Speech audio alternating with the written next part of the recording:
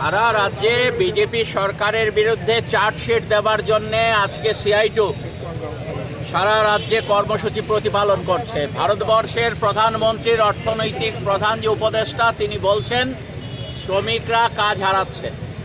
শ্রমিকদের মজুরি গত এপ্রিল মাস থেকে এই সময়ের মধ্যে মজুরি কমেছে।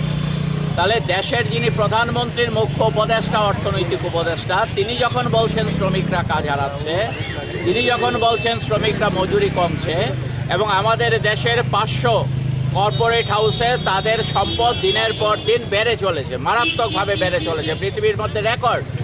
এই অবস্থায় শ্রমজীবী মানুষ যাতে কাজ পান, শ্রমজীবী মানুষ যাতে উপযুক্ত মজুরি পান, তাদের যে ছুটিছাটার সুযোগ সুবিধাগুলো আছে এই দাবিগুলো নিয়েই সিআইটিউ সারা ত্রিপুরা রাজ্যে আন্দোলন গড়ে তোলার চেষ্টা করছে শ্রমজীবী মানুষের সাথে।